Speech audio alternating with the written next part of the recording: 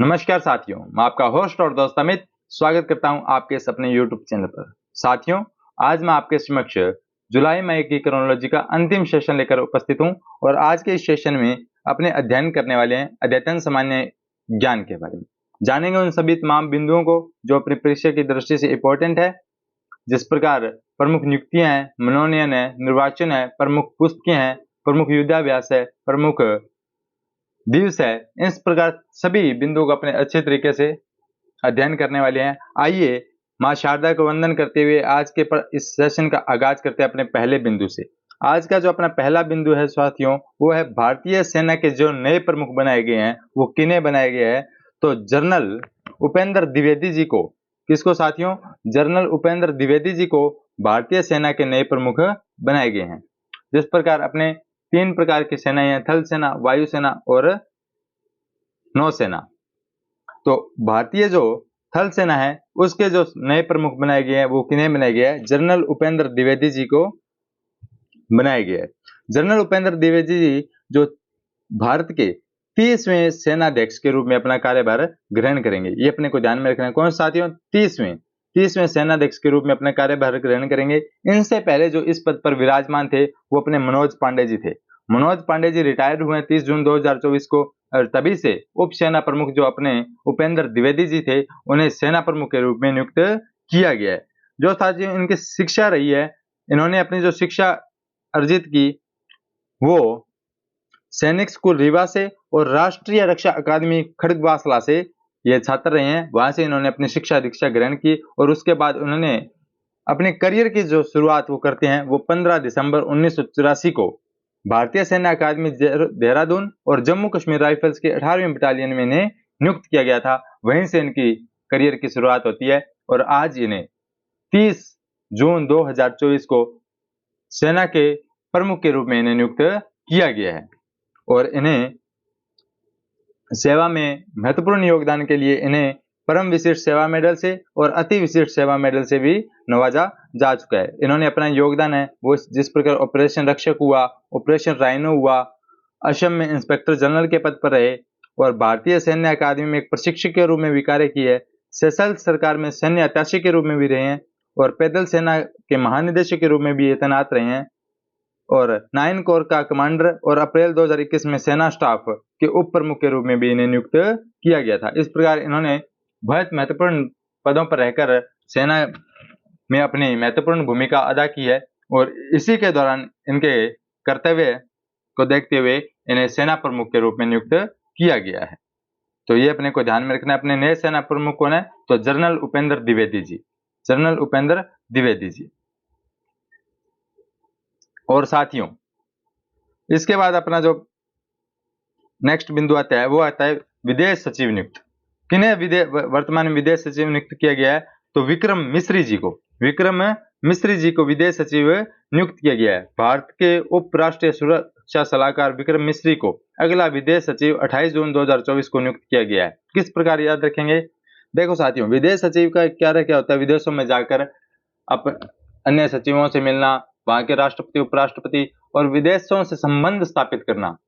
मतलब ये होता है विदेशों से संबंध स्थापित करना ताकि अपने जो आर्थिक, सांस्कृतिक सभी तरीके से देशों के मध्य और वसुधैव कुटुंबकम की अवधारणा को संजोते हुए अपने तालमेल अच्छे सुसंबद्ध कर सके। यही विदेश सचिव का प्रमुख कार्य होता है। तो विदेश सचिव तालमेल दूसरों से कैसे बिठा पाएगा? जब वो मीठा होगा। मीठा मतलब बोली से मीठा होगा, अच्छी वाणियों के अच्छे संबंध, मिश्री जैसे यानी मीठे संबंध रखेगा। इसलिए विक्रम मिश्री जी इतने मीठे हैं कि इन्हें क्या किया गया है? विदेश सचिव नियुक्त किया गया है ताकि अपनी मिठास से अपने विदेशों में क्या करेंगे? अच्छा सामंजस्य स्थापित करेंगे। तो अपने विदेश सचिव किसे नियुक्त किया गया है? विक्रम मिश्री को। मिश्री से याद रखना, मिश्री मीठी होती है और ये मीठे मीठे वाणी से अन्य दूसरे देशों को लुभाते रहेंगे और अच्छा कार्य काल अपना निभाएंगे। और ये इतने मीठे साथियों देखिएगा, इन्होंने 3 प्रधानमंत्रियों के साथ निजी सचिव के रूप में रह चुके हैं क्योंकि ये क्या है? बहुत मीठे हैं, मतलब इनकी वाणी इतनी मीठी है। इस प्रकार ये याद करने की ट्रिक है, ये लॉजिक आप याद करवा रहा हूँ लॉजिक से कि निजी सचिव रह चुके कितने? 3 प्रधानमंत्रियों के। 1997 में इंद्र कुमार गुजराल के रहे, 2012 में डॉक्टर मनमोहन सिंह के निधि सचिव रहे और 2014 में नरेंद्र मोदी जी के ये निधि सचिव रहे हैं। तो अब इन्होंने जो अपना जो विदेश सचिव के रूप में कार्यभार ग्रहण किया है वो विनय कुमार कवात्रा जी के स्थान का इन्होंने अपना कार्यभार ग्रहण किया। इस प्रकार आप याद रखेंगे। अभी मैं आपको 3 विधानसभाओं के अध्यक्ष के बारे में आपसे चर्चा करने वाला हूं, आपसे मुखातिब होने वाला हूं, तो उनको आप अच्छे तरीके से देख लीजिएगा। एक बार शॉर्ट रूप में आपके समक्ष प्रेजेंट करना चाहूंगा ताकि एक बार मोटे मोटे स्तर पर अपन जान लेते हैं। अभी साथियों अपन ने चर्चा की थी भारत के सेना प्रमुख के रूप में जनरल उपेंद्र द्विवेदी जी को बनाया गया, वो 30वें थे और कार्यभार ग्रहण किया 30 जून 2024 को। इससे पहले कौन थे? मनोज पांडे थे। और ये अब जो उप प्रमुख इनके स्थान पर बनाया गया है वो एस एन राजा को बनाया गया, इसकी भी चर्चा अपने करेंगे। और विदेश सचिव उसके बाद में अपन चर्चा की थी विक्रम मिश्री जी की। मिश्री जी इतने मीठे हैं कि इनकी मिठास के कारण इन्हें विदेश सचिव नियुक्त किया गया है। पहले कौन थे अपने विदेश सचिव? तो विनय कुमार कवात्रा थे, उनके स्थान पर किनको बनाया गया है? तो विक्रम मिश्री जी को नियुक्त किया गया है। अब अपने पढ़ेंगे 3 राज्यों के विधानसभा अध्यक्ष के बारे में। आंध्र प्रदेश के जो विधानसभा अध्यक्ष नियुक्त किए गए हैं वो एना पुत्रुडु चिंताक्याला को नियुक्त किया गया है, ये आप याद रखेंगे। ये टीडीपी से है, तेलुगु देशम पार्टी से है। और ओडिशा के जो विधानसभा नियुक्त किए अध्यक्ष नियुक्त किए गए हैं वो सुरमा पाडी को नियुक्त किया है, जो भारतीय जनता पार्टी से बिलोंग करते हैं। और अरुणाचल प्रदेश के जो विधानसभा अध्यक्ष नियुक्त किए गए वो तेज में पोगटे को नियुक्त किए, जो भी बीजेपी पार्टी से बिलोंग करते हैं। तो ये आप 3 विधानसभा अध्यक्ष जरूर याद रखेंगे। आंध्र प्रदेश के कौन है? एना पुत्रुडु चिंताक्याला। अब आंध्र प्रदेश में चिंता करने की जरूरत नहीं है, तो इस प्रकार चिंताक्याला को बनाया गया है, चिंताक्याला को। ओडिशा में सुरमा पाडी जी को बनाया गया। ओडिशा में सुरमा पाडी, अपने पाडी कहां से लेके आएंगे? ओडिशा से लेके आएंगे। इस तरीके से याद रखना, पाडी मतलब भैंस की बेटी, यूं कह सकते हैं मतलब। अरुणाचल प्रदेश में कौन है? तेसम पोगटे को नियुक्त किया गया क्या? विधानसभा अध्यक्ष। तो इस प्रकार आप ध्यान में रखेंगे मेरे प्रिय साथियों। आइए रुक करते हैं अपने नेक्स्ट बिंदु की तरफ। तो एना पुत्रुडु चिंताक्याला आंध्र प्रदेश के विधानसभा अध्यक्ष नियुक्त किए गए हैं, जो तेलुगु देशम पार्टी से बिलोंग करते हैं। और इन्हें 22 जून 2024 को विधानसभा अध्यक्ष के रूप में कार्यभार ग्रहण किया है और 6ठी बार ये क्या बने हैं? विधायक बने हैं। तो इतनी जानकारी होने से पहले अपने को ये पता होना चाहिए आंध्र प्रदेश के विधानसभा अध्यक्ष कौन है? तो एना पुत्रुडु चिंताक्याला है, ठीक है। और इनके बारे में अपने से नहीं पूछा जाएगा। उसके बाद अपने चर्चा की थी ओडिशा विधानसभा की अध्यक्षता के बारे में। तो ओडिशा विधानसभा की अध्यक्षा जो बनी है वो भारतीय जनता पार्टी के वरिष्ठ नेता सुरमा पाडी को नियुक्त किया गया है। कब? 20 जून 2024 को। कब साथियों? 20 जून 2024 को। ये अपने को ध्यान में रखना है। और पेशे से वकील हैं सुरमा पाडी जी, और प्रमिला मिलिक के बाद विधानसभा अध्यक्ष बनने वाली है दूसरी महिला ओडिशा की बन गई है। तो ये आप ध्यान में रखेंगे। इसके बाद अपने चर्चा करें तो तेसम पोगटे जी की, जिन्हें अरुणाचल प्रदेश के विधानसभा अध्यक्ष के रूप में चुने गए हैं। ये भी भारतीय जनता पार्टी से बिलोंग करते हैं और ये अरुणाचल प्रदेश की 8वीं विधानसभा के लिए 15 जून 2024 को इन्हें चुना गया है। यह राज्य के चांगलांग उत्तर सीट से विधायक हैं और तीसरी बार ये विधायक बने हैं। और तीसरी बार विधायक बनने पर इन्हें अरुणाचल प्रदेश के विधानसभा के अध्यक्ष के रूप में चुना गया है। तो ये थे दोस्तों अपने प्रमुख रूप से 3 विधानसभा अध्यक्षों के बारे में पढ़ा। अब अपने चर्चा करते हैं एस एन राजा। अभी मैंने सबसे पहले जो चर्चा की थी वो थल सेना प्रमुख यानी सेना प्रमुख की चर्चा की थी जनरल उपेंद्र द्विवेदी जी के बारे में।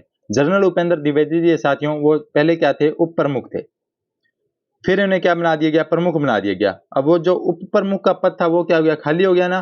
तो उस खाली पद को भरने के लिए अब सेना के उप प्रमुख पद पर किन्हें नियुक्त किया गया है? तो लेफ्टिनेंट जनरल एस एन राजा को नियुक्त किया गया है। किसको? एस एन राजा को। तो ये अपने को ध्यान में रखना है बस। उसके बाद करूं मैं चर्चा तो प्रमुख नियुक्तियों की, तो वैशाले शेरवी जी है, जिन्हें इंडियन रग्बी टीम के कोच के रूप में नियुक्त किया गया है। किसको? वैशाले शेरवी को। वैशाले शेरवी को। फिर बात करूं रियर एडमिरल नेल्सन डिसूजा की, इन्हें कमांडेंट नियुक्त किया गया है military institute of technology Pune का। किसका? Military institute of technology Pune का। ये बस ये मोटे मोटे तौर पर ये अपने को ध्यान में रखना है। 1-2 प्रमुख चीजें आएगी वो मैं आपको जरूर बताऊंगा। मनोज जैन अध्यक्ष चुने गए हैं किसके? भारतीय इलेक्ट्रॉन लिमिटेड के, बेल के, ये पुणे में है। ये वेरी वेरी इंपॉर्टेंट कंपनी है बेल, इसके बारे में अपने को जानकारी होनी चाहिए, कब स्थापित की गई और किससे रिलेटेड है, ये आप कमेंट बॉक्स के माध्यम से बताएंगे। पीके मिश्रा, पीके मिश्रा प्रधान सचिव नियुक्त किए गए हैं किसके? प्रधानमंत्री नरेंद्र मोदी जी के, ये अपने को ध्यान में होना चाहिए। पीके मिश्रा जी और मिश्री, विक्रम मिश्री है, उन्हें किस पद पर नियुक्त किया गया? तो विदेश सचिव के नियुक्ति पर, ठीक है। और प्रधान सचिव के रूप में किसे? पीके मिश्रा को। किसके प्रधान सचिव? तो प्रधानमंत्री नरेंद्र मोदी जी के। उसके बाद चर्चा करूं अजय डोभाल जी की, तो राष्ट्रीय सुरक्षा सलाहकार के अध्यक्ष ने नियुक्त किया गया है। राकेश मोहन जोशी को कुलपति नियुक्त किया गया है भारतीय विदेशी व्यापार संस्थान के 5 जून 2024 को।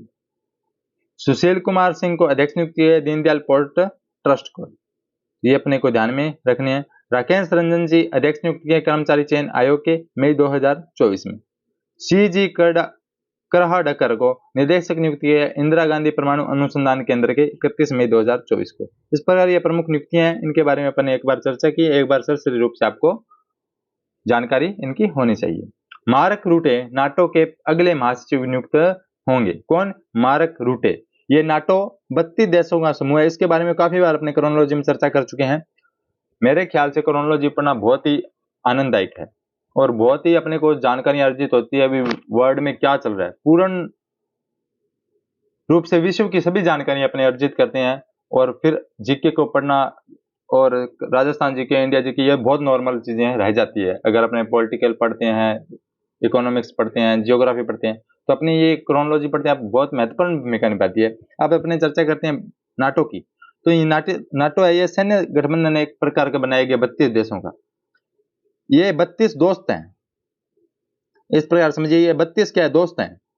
इन 32 दोस्तों ने इस प्रकार का गठबंधन कर रखा है कि अगर एक पर भी कोई नियुक्त अपने पर कोई हमला करेगा ना, तो अपने 32 मिलकर उसका जवाब देंगे कि ईंट का जवाब पत्थर से देंगे। अगर एक दोस्त को कुछ कह दिया तो 32 के 32 दोस्त मिलकर इस पर कार्रवाई करेंगे। तो ठीक है, तो इस प्रकार ये जो नाटो देश हैं, ये रूस से क्या थे? काफी परेशान थे, तो रूस के खिलाफ इन्होंने सबसे पहले सैन्य कार्रवाई की थी। उसके बाद इन्होंने इस प्रकार गठबंधन बनाया कि अगर अपने 32 नाटो समूह से अगर कोई अपने पर हमला करता है तो उसका जवाब हमने 32 के 32 देश मिलकर इसका जवाब देंगे। 1 अक्टूबर 2024 को महासचिव का पदभार संभालेंगे कौन? नीदरलैंड के प्रधानमंत्री मार्क रूटे।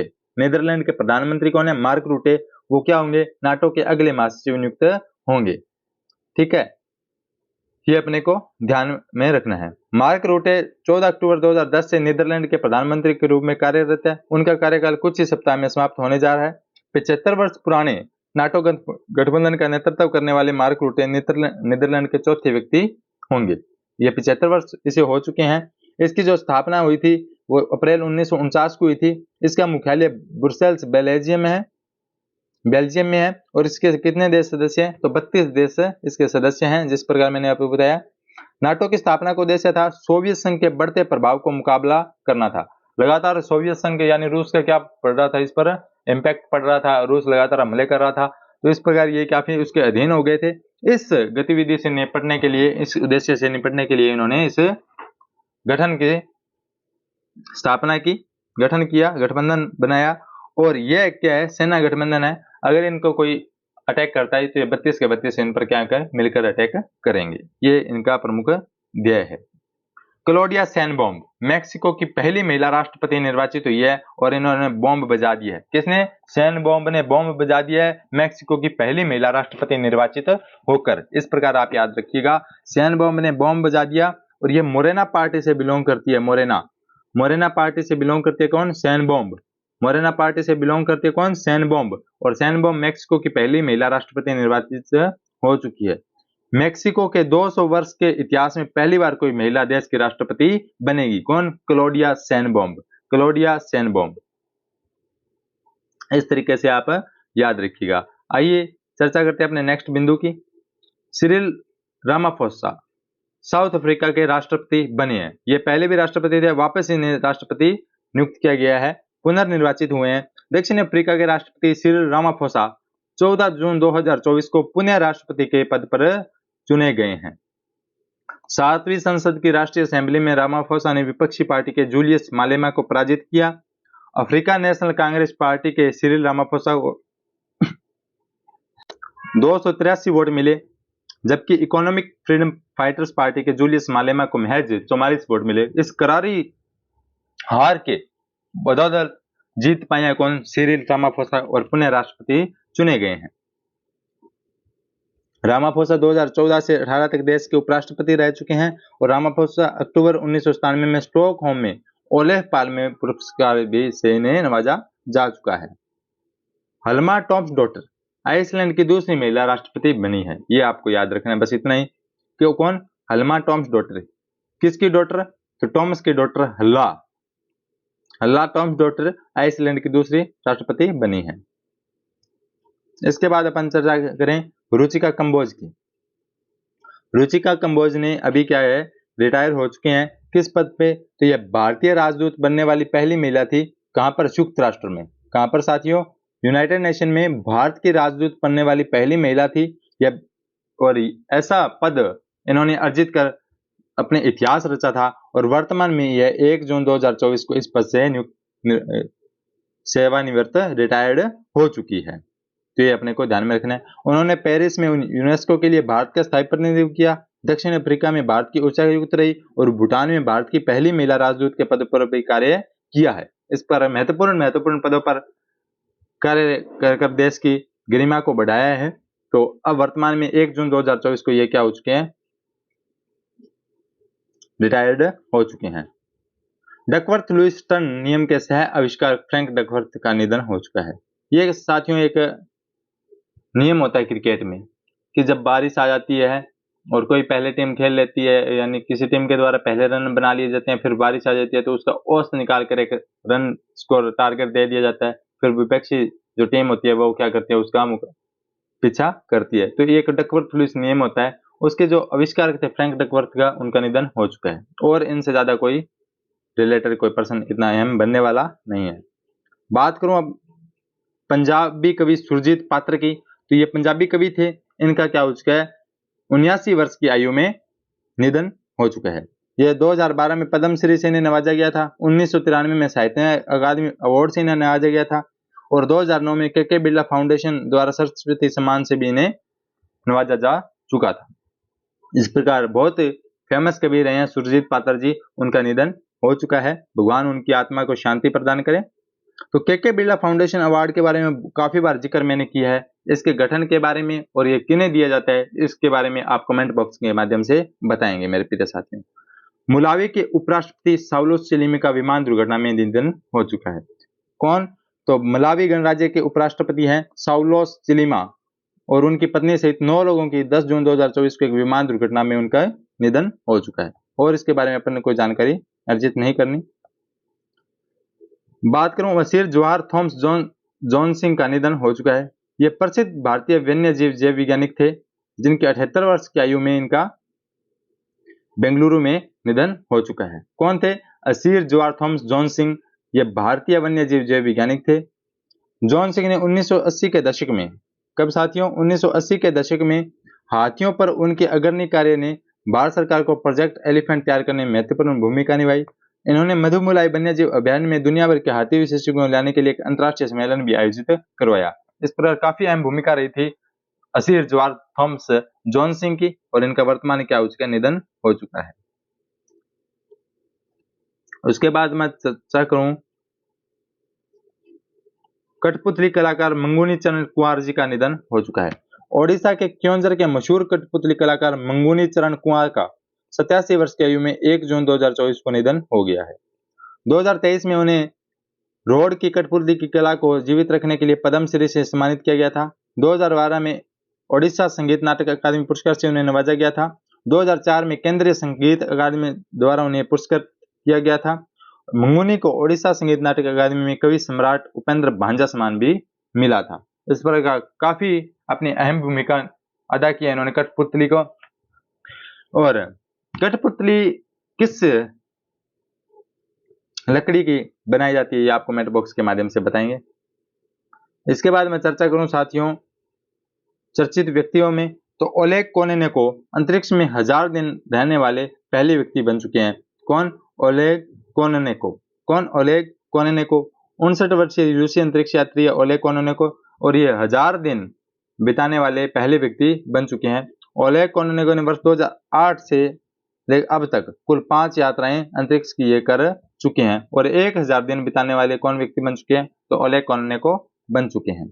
पीवी संधू, तंबाकू नियंत्रण करने के लिए इन्हें ब्रांड एम्बेसडर नियुक्त किया गया है।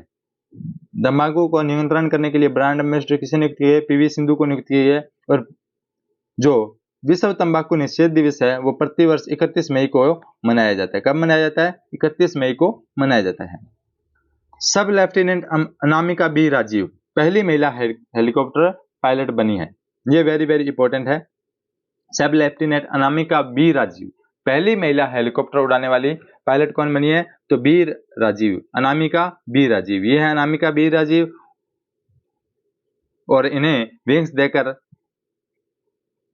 सुशोभित कर रहे हैं, और ये पहली महिला हेलीकॉप्टर उड़ाने वाली पायलट बन चुके हैं।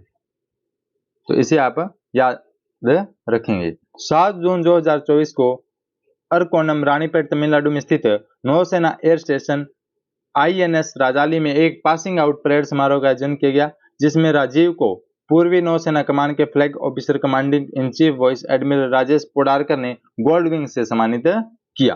राजेश पोडारकर ने बेसिक हेलीकॉप्टर कन्वर्जन कोर्स के 24 अधिकारियों को गोल्डन विंग से सम्मानित किया, और लेफ्टिनेंट जमयांग तवासांग केंद्र शासित प्रदेश लद्दाख से पहले कमीशन प्राप्त नौसेना अधिकारी बने हैं।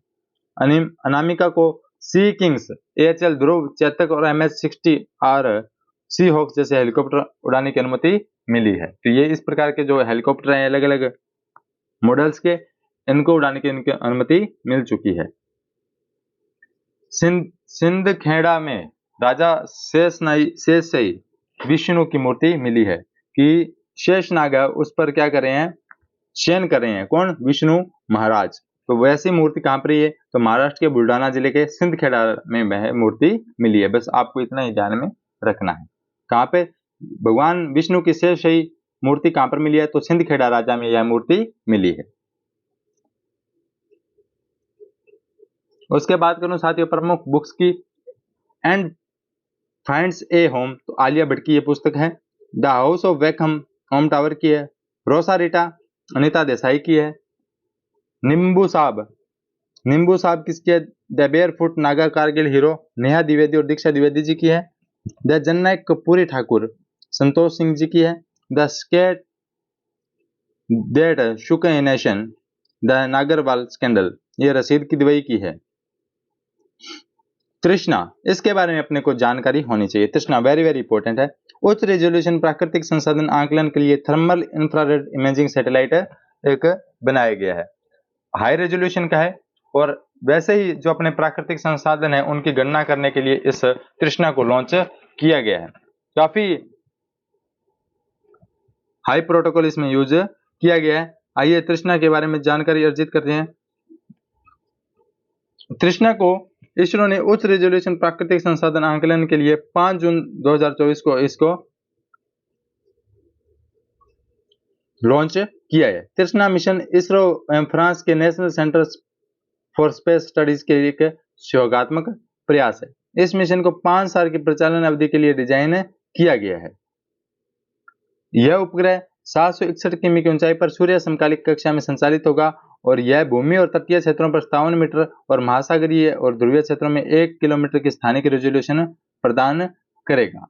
अब इसका उद्देश्य क्या है? इसका उद्देश्य साथियों, इस मिशन का उद्देश्य है कि स्थलीय जल तनाव, जल उपयोग को मापने के लिए, महाद्वीपीय जैवमंडल के ऊर्जा एवं जल बजट की विस्तृत निगरानी करने के लिए, और तटीय व अंतर्देशीय जल की गुणवत्ता और गतिशीलता का उच्च रेजोल्यूशन का अवलोकन करना है। इस प्रकार ये प्राकृतिक जो संसाधन है, जितने भी अपने जल थल है, जैव विविधता से रिलेटेड, उन सभी का क्या करेगा? ये आंकलन करेगा तृष्णा। इसे 5 जून 2024 को इस मिशन को सौगात दी गई है। ये अपने को ध्यान में रखना है। आइए चर्चा करते हैं अपने प्रमुख युद्धाभ्यास के बारे में। भारत और जापान का संयुक्त सैन्य अभ्यास है जिम्मेक्स 24, जिसका 8वां संस्करण जून 2024 में जापान के योकोसुका में शुरू हुआ था। इस अभ्यास में बंदरगाह और समुद्री दोनों चरण इसमें शामिल है और भारत और जापान की दोनों सेनाएं मिलकर इस युद्धाभ्यास का आयोजन कर रही है। और यह साथियों जो संयुक्त सेना अभ्यास है भारत और जापान का जिम्बेक्स 24, इसकी शुरुआत 2012 में हुई थी और 2024 में इसका 8वां संस्करण का आयोजन किया जा रहा है। तो ये जिम्बेक्स 24 है। एक पेड़ माँ के नाम अभियान की शुरुआत, ये 5 जून 2024 को एक पेड़ माँ के नाम अभियान स्टार्ट किया गया था। और अपने जब प्रादेशिक प्रदर्शन पड़ा था तब राजस्थान से रिलेटेड अपने काफी 5 जून 2024 को 2-3 महत्वपूर्ण मुद्दों की अपनी चर्चा की थी, वो अपने परीक्षा की दृष्टि से बेहद इंपॉर्टेंट है। 5 जून 2024 को एक पेड़ माँ के नाम अभियान का शुभारंभ किया और दिल्ली के बुद्ध जयंती पार्क में एक पीपल का पौधा माननीय प्रधानमंत्री जी ने लगाया और एक पेड़ माँ के नाम अभियान का शुभारंभ किया। इस पर्यावरण दिवस की थीम भूमि बहाली, मरुस्थलीकरण और सूखे से बचाव है।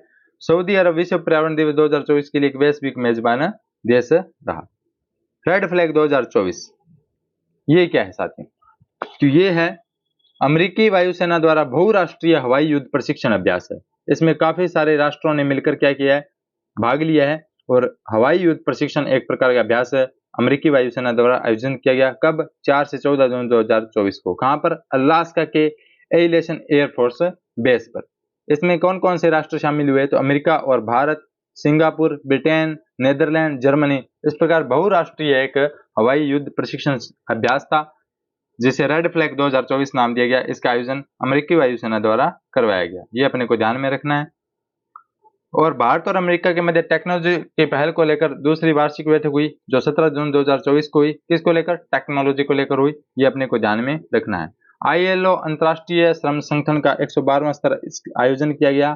कब? 3 से 13 जून 2024 को। कहां पर? स्विट्जरलैंड के जिनेवा में। ILO के 100 देश इसके सदस्य हैं जिनमें से 4900 से ज्यादा प्रतिनिधि इसमें भाग लिया। और इस सम्मेलन में श्रम एवं रोजगार सचिव सुश्री सुमिता डावरा के नेतृत्व में भारतीय त्रिपक्षीय प्रतिनिधि मंडल ने भाग लिया था।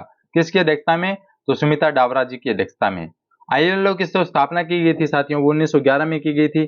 तो इसका जो मुख्यालय वो जिनेवा में है। सदस्य देश इसके 187 है। महासचिव कौन है इसके? रॉबर्टो सुआरेज सेंटोस है। कौन? सेंटोस है। ब्रिक्स के विदेश मंत्रियों की बैठक अभी हुई है और यह 16वीं बैठक थी और इसका जो आयोजन किया गया है वो रूस के नोवगोरोद में संपन्न हुई है। कहां पर? रूस के नोवगोरोद में यह संपन्न हुई है। 16वीं बैठक थी ब्रिक्स की। ब्रिक्स में कौन कौन से देश शामिल है, आइए इसकी चर्चा करते हैं।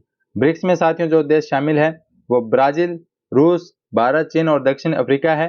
और इसका जो ब्रिक्स का जो गठन किया गया था वो 2006 में किया गया था। और जो ब्रिक्स का पहला जो शिखर सम्मेलन होता है वो 2009 में हुआ था। और शुरू में इसमें ब्राजील, रूस और भारत और चीन इसमें शामिल थे और 2010 में इसमें साउथ अफ्रीका को इसमें शामिल किया गया। इस प्रकार ब्रिक्स 2010 में अपने संपूर्ण रूप में आया जो आज है। ब्रिक्स के विदेश और अंतर्राष्ट्रीय संबंध मंत्रियों की इस बैठक की मेजबानी रूस ने की। रूस ने 1 जनवरी 2024 को ब्रिक्स की 1 वर्ष की अध्यक्षता का कार्यभार संभाला था। विदेश मंत्रालय के आर्थिक संबंधों के सचिव दामू रवि के नेतृत्व में भारतीय प्रतिनिधिमंडल ब्रिक्स सम्मेलन में शामिल हुआ।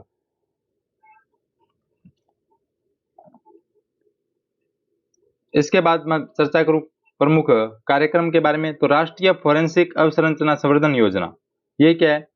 ये केंद्रीय मंत्रिमंडल ने 2254.43 करोड़ के कुल वित्तीय परिव्यय के साथ राष्ट्रीय फोरेंसिक अवसंरचना संवर्धन योजना गृह मंत्रालय को प्रस्ताव के रूप में मंजूरी को भेजी है। इस योजना को 2024-25 से 2028-29 अवधि के लिए लागू किया जाएगा।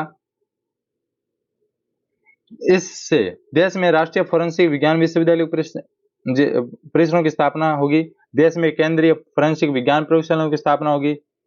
दिल्ली परिसर में मौजूदा बुनियादी ढांचों में बढ़ोतरी होगी। जो राष्ट्रीय फोरेंसिक विज्ञान यूनिवर्सिटीज है उनमें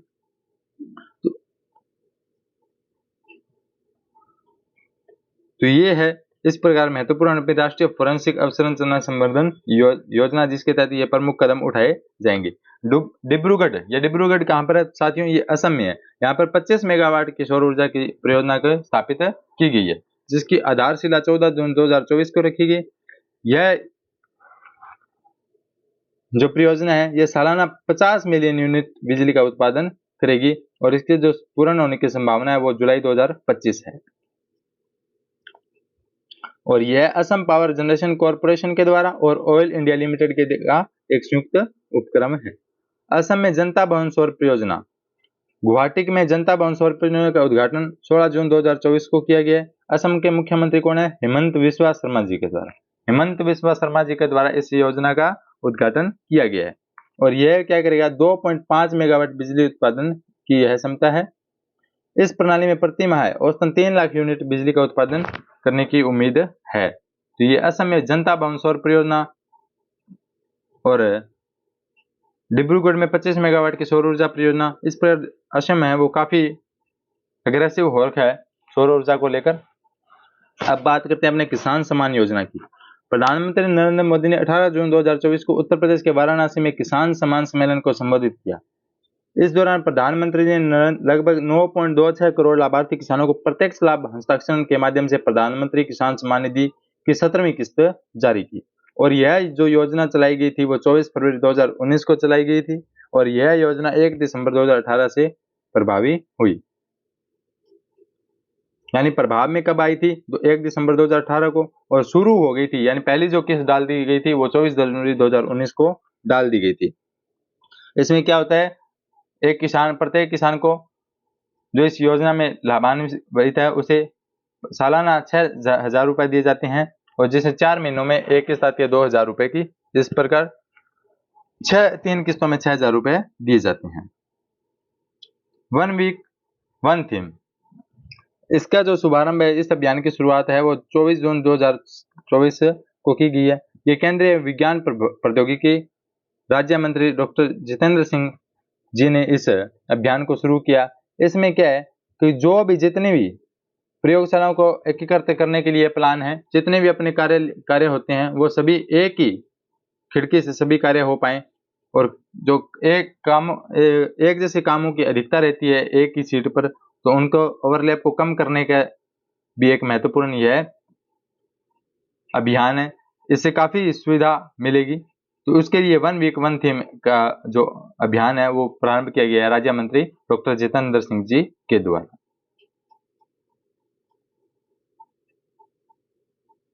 असम के मुख्यमंत्री निजुत मोइना योजना का शुभारंभ किया गया। वेरी वेरी इंपॉर्टेंट है ये योजना, ये आप जरूर याद रखेंगे। असम के मुख्यमंत्री हिमंत बिस्वा शर्मा जी द्वारा 12 जून 2024 को बाल विवाह पर अंकुश लगाने के लिए मुख्यमंत्री निजुत मोइना योजना का शुभारंभ किया है। इसका उद्देश्य बालिका शिक्षा को बढ़ाना, राज्य में बाल विवाह जैसी सामाजिक बुराइयों को कम करना है। इस योजना के तहत कक्षा 11 से स्नातकोत्तर तक की सभी छात्राओं को मासिक वजीफा प्रदान किया जाएगा, यानी मासिक स्कॉलरशिप उसे प्रदान की जाएगी। कक्षा 11 से 12 की बालिकाओं को 1,000 रुपए प्रति माह दिया जाएगा। अगर किसी ने ग्रेजुएशन कर ली है तो उसे 1,250 रुपए प्रति माह दिया जाएगा। अगर किसी ने MA कर ली है तो उसे 2500 रुपए प्रति माह प्रदान किया जाएगा। मुख्यमंत्री ने कक्षा 12 की परीक्षा में 75% से अधिक अंक लाने वाले लड़के और लड़कियों दोनों के लिए आनंदाराम बोरियो योजना के तहत 10,000 रुपए की एकमुश्त अनुदान देने की घोषणा की है। बहुत ही शानदार योजना चलाई है हेमंत बिस्वा जी ने, बहुत ही शानदार, जितनी प्रशंसा करे उतनी कम। अब बात करते हैं हेमिस महोत्सव। इसका जो आयोजन किया गया वो साथियों लद्दाख में किया गया है हेमिस महोत्सव का। बात करूं साधो जग दर्शन मेला, यह लखनऊ में 20 से 22 जून को इसका आयोजन किया गया। 3 दिवसीय महोत्सव था। इसका उद्देश्य था साथियों अंतर्राष्ट्रीय योग दिवस, अंतर्राष्ट्रीय संगीत दिवस और कबीर की जयंती पर कबीर की शिक्षाओं को उजागर करना और योग दिवस के योग के बारे में बताना, संगीतों के बारे में बताना, इस पर यह प्रमुख उद्देश्य था। तो अपने से पूछा जाएगा साधो जग दर्शन मेला का आयोजन कहाँ किया गया? तो लखनऊ में किया गया 20 से 22 जून को।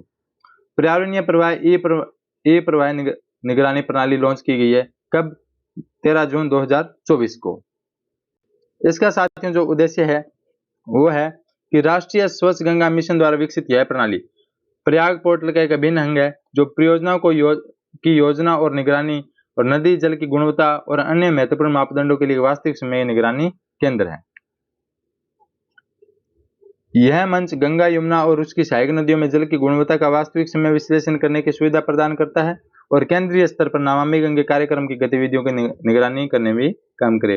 कितने जल आ रहा है, क्या जल की स्थिति है, तो ये संपूर्ण प्रमुख नदियां जो गंगा यमुना है उनके बारे में यह अपने को बताएगा। कौन? पर्यावरणीय प्रवाह निगरानी प्रणाली। एक संज्ञान ऐप की बात करूं तो संज्ञान ऐप है वो रेलवे सुरक्षा बल के महानिदेशक मनोज यादव जी ने 27 जून 2024 को संज्ञान ऐप नाम से ऐप लॉन्च किया है। यह ऐप 1 जुलाई से लागू होने वाले 3 नए आपराधिक कानून हैं उनके बारे में अपने को गहन जानकारी प्रदान करेगा। जो मैंने आपको बताया था भारतीय न्याय संहिता BNS के बारे में, भारतीय नागरिक सुरक्षा संहिता BNSS के बारे में और भारतीय साक्ष्य संहिता एविडेंस एक्ट के बारे में। जो ब्रिटिश कालीन भारतीय दंड संहिता, दंड प्रक्रिया संहिता और भारतीय साक्ष्य अधिनियम का स्थान लेंगे, उनका जो चेंज किया गया था उन्हीं को अपने को गहन जानकारी प्रदान करने के लिए संज्ञान मोबाइल ऐप का प्रारंभ किया गया। और अपने प्रश्न पूछा जाएगा संज्ञान मोबाइल ऐप है वो किसके द्वारा लॉन्च किया गया? तो रेलवे सुरक्षा बल के द्वारा लॉन्च किया गया। उसके महानिदेशक कौन? मनोज यादव जी के द्वारा। वेरी वेरी इंपॉर्टेंट है। ऑक्सफोर्ड यूनिवर्सिटी लौटाएगी भारत को 500 वर्ष पुरानी कांस्य प्रतिमा। ये अपने को ऑक्सफोर्ड यूनिवर्सिटी वापस लौटाएगी। ठीक है, ये संत तिरुमकाई अलवार की 60 सेंटीमीटर ऊंची प्रतिमा को सन 1967 में J.R. बेलमोंट नामक एक संग्रहकर्ता अपने साथ ले गए थे। अब उन्हें वापस लौटाएंगे। तो ये था साथियों आज के अपने क्रोनोलॉजी में मुख्य बिंदुओं का अध्ययन किया है। तो कैसा लगा आज का सेशन जरूर आप कमेंट बॉक्स के माध्यम से बताइएगा। एक बार मैं आपको हेडलाइंस है उनके बारे में अपना रिवाइज कर लेते हैं, सारे सेशन को रिकैप कर लेते हैं जस्ट 1 मिनट में। साथियों आज के सेशन में अपने जो चर्चा की थी, सबसे पहले भारतीय सेना के प्रमुख के बारे में जाना था, जनरल उपेंद्र द्विवेदी जी के बारे में जो 30वें सेना अध्यक्ष बने हैं। फिर अपने जाना था विदेश सचिव के बारे में, विक्रम मिश्री जी जिन्हें नियुक्त किया गया है 28 जून 2024 को, ये विनय कुमार कवात्रा का स्थान लेंगे। फिर अपने चर्चा की थी आंध्र प्रदेश, ओडिशा और अरुणाचल प्रदेश के विधानसभा अध्यक्ष के बारे में। फिर अपन ने चर्चा की नाटो के महासचिव जो जिन्हें नियुक्त किया गया मार्क रूटे जो बनेंगे, पहले स्टोल्टेनबर्ग थे। मेक्सिको की पहली महिला राष्ट्रपति बनी है वो शेनबॉम बनी है। ये बॉम्ब बजाकर क्या बनी है? पहली महिला राष्ट्रपति बनी है। साउथ अफ्रीका के राष्ट्रपति कौन? सिरिल रामाफोसा दोबारा नियुक्त हुए हैं। इसके बाद अपन ने चर्चा की थी आइसलैंड की दूसरी महिला राष्ट्रपति के बारे में, हल्ला टॉम्सडोटर के बारे में। संयुक्त राष्ट्र में भारतीय राजदूत बनने वाली पहली महिला थी रुचिका कंबोज जो रिटायर्ड हो चुके हैं, उसके बारे में अपन ने चर्चा की थी। पंजाबी कवि सुरजीत पात्र जी का निधन हो चुका है। मलावी के उपराष्ट्रपति साउलोस चिलिमा जी का विमान दुर्घटना में निधन हो चुका है। अंतरिक्ष में 1000 दिन बिताने वाले पहले व्यक्ति ओलेग कोनोनेको बने, उनके बारे में अपन जाना। तंबाकू नियंत्रण की पहली जो ब्रांड एम्बेसडर बनी है PV सिंधु जी बनी है।